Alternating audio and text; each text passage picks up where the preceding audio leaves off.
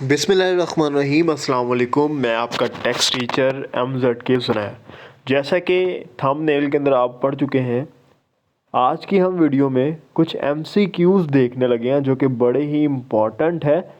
और ये important question इसलिए भी इम्पॉर्टेंट है क्योंकि ये डिफरेंट तरह के एग्ज़ाम में कई बार आ चुके हैं।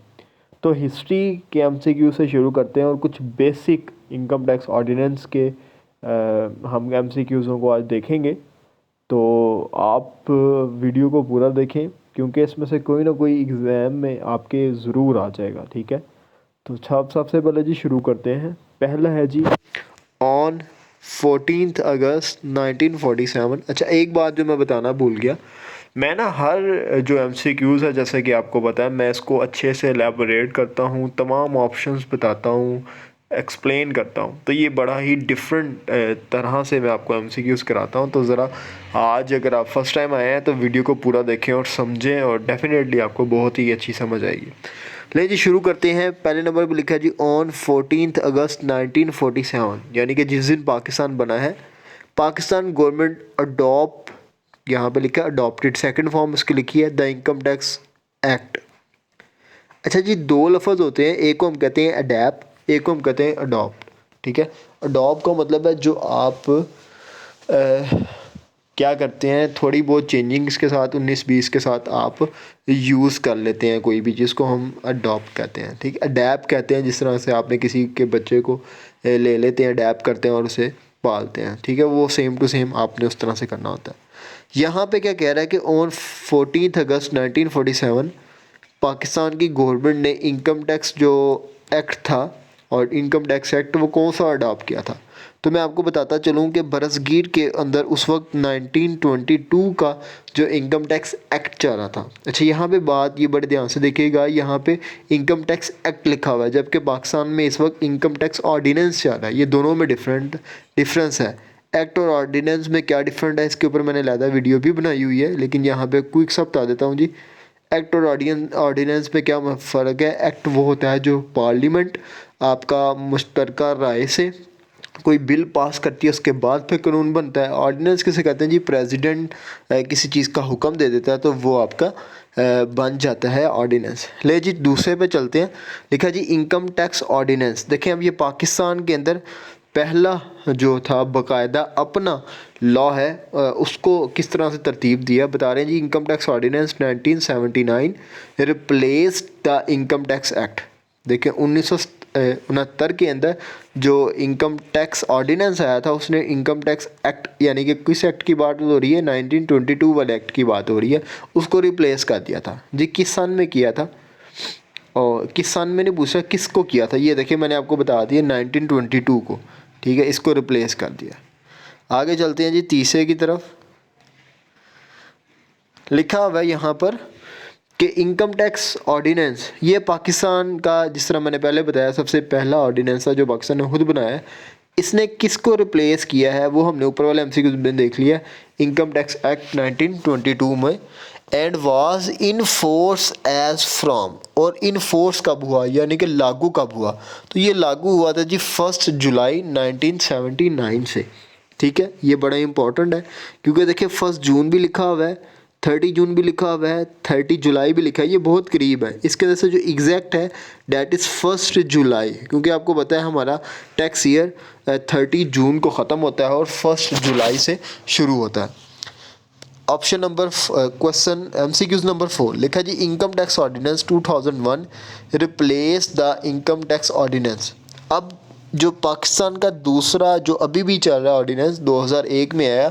अब इसके पीछे भी फुल फ्लेज स्टोरी है कि क्यों इसको रिप्लेस किया गया। काफ़ी सारी डेफिशिएंसीज थी, बहुत सारी कॉम्प्लिकेशंस थी, काफ़ी सारे ऐसे लॉज थे जो ब्रिटिश के हमने अडॉप्ट किए हुए थे। हमने उसे अपने डोमेस्टिक जो कल्चर है उसके मुताबिक उसको चेंज करना था। तो इसलिए इन शॉर्ट बता रहा हूँ कि आपको ज़रूरत पेश आई थी 1979 के ऑर्डिनेंस के लिए। फिर उसके अंदर भी तरमीम की गई ताकि चीज़ों को और आसान किया जाए। वो 2001 के ऑर्डिनेंस के अंदर चीज़ों को लिया गया। अब इसने रिप्लेस किसको किया था, डेफिनेटली आपने अभी देखा 1979 के अंदर जो इनकम टैक्स ऑर्डिनेंस था उसको इसने रिप्लेस कर दिया था।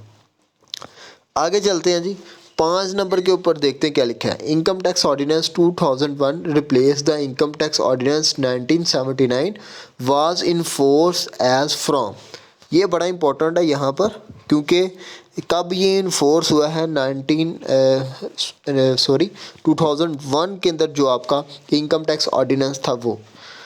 तो यहाँ पर बहुत सारे लोग ये देखेंगे कि कब से उसने इम्प्लीमेंट हुआ है। सिंपल सा फार्मूला मैंने आपको बताया हुआ है जी, 1 जुलाई, ये 1 जुलाई को हुआ था। लेकिन इसके अंदर सोचने वाली बात यह है, बताएं मुझे सोचकर, कि आपके ख्याल में 2001 में हुआ होगा या 2002 में हुआ होगा। मैं 2 सेकंड के लिए स्टॉप हो गया हूँ जी, बताएं मुझे फटाफट से। आप इसका जवाब जानकर बहुत ज़्यादा हैरान भी होंगे कि 5 नंबर जो MCQs है उसका आंसर क्या है।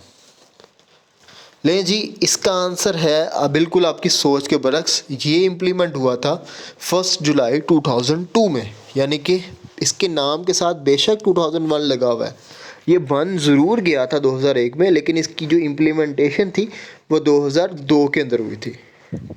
ठीक है जी, ये इम्पॉर्टेंट है, ये काफ़ी बार आ चुका है। 5th नंबर को देखते हैं जी। 5th नंबर पे हमें वो कह रहा है कि income tax ordinance 2001 replace the income tax ordinance 1979 and was in force from. ये वही दोबारा से कॉपी पेस्ट हो गया मुझसे, ये 1 जुलाई 2002 है।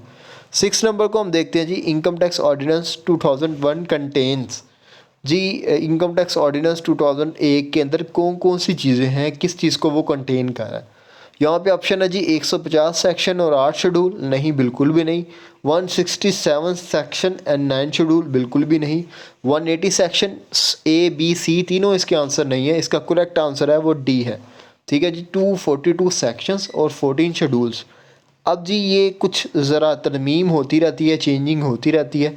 तो पिछले साल ये 244 सेक्शंस थे और इसके अंदर 13 शेड्यूल्स थे। ठीक है, इसलिए थोड़ा सा ये ऊपर नीचे हो सकता है कहीं ऑप्शन, अगर किसी ने पुराने एग्जामिनर पुराने ले ले तो वहाँ पे 244 भी लिखा हो सकता है। ठीक है, तो आपने ये चीज़ का ख्याल रखना है।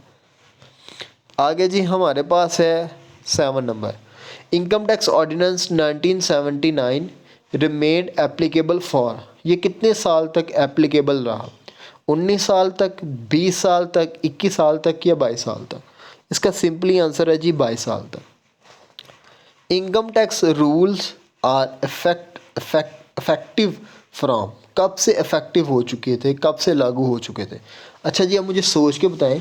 1979 में हुए, 2000 में हुए, 2001 में हुए या 2002 में हुए? जी बिल्कुल सही सोचा आपने, 2002 के अंदर हुए थे। आगे जी, आगे चलते हैं। आगे लिखा है जी फर्स्ट एमनेस्टी स्कीम। अब आपको पता होना चाहिए जी एमनेस्टी स्कीम क्या होती है।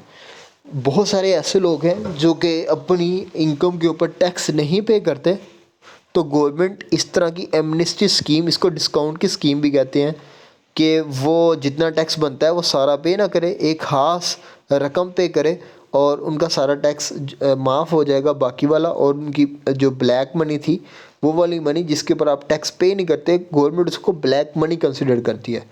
वो स्कीम आपको देगी, आपने अपनी ब्लैक मनी के ऊपर थोड़ी, एक पिछली दफ़ा नवाज शरीफ के दौर में 1% था, तो आपने 1% एमनेस्टी स्कीम के अंदर पे करना है और आपकी सारी की सारी जो इनकम है वो वाइट मनी में कन्वर्ट हो जाएगी। अच्छा, यहाँ पर देखिएगा पहली के बारे में एमनेस्टी स्कीम कब लॉन्च हुई कि अपने एसेट्स को डिस्क्लोज़ करें? वो 1958 में, यानी कि पाकिस्तान बनने के तकरीबन 11 साल के बाद पहली एमनेस्टी स्कीम आ गई। अच्छा जी, कह रहे लेटेस्ट एमनेस्टी स्कीम कब आई थी? ये 2019 में आई थी। ठीक है जी, ये इमरान खान का PTI का दौर है और इस दौर के अंदर इन्होंने भी आती एमनेस्टी स्कीम भी PTI ने दी थी। अब चलते हैं जी 10 नंबर की तरफ। लिखा जी the principal of taxation and computation tax are laid down by finance act या ऑर्डिनेंस आफ्टर एवरी। ले जी, हर साल, 1 साल के बाद ये इसके अंदर चेंजिंग्स आती हैं अमूमी तौर पर, बजट जब बजट पेश किया जाता है। 12 नंबर ऑप्शन में लिखा जी exceptions and tax concessions are available under.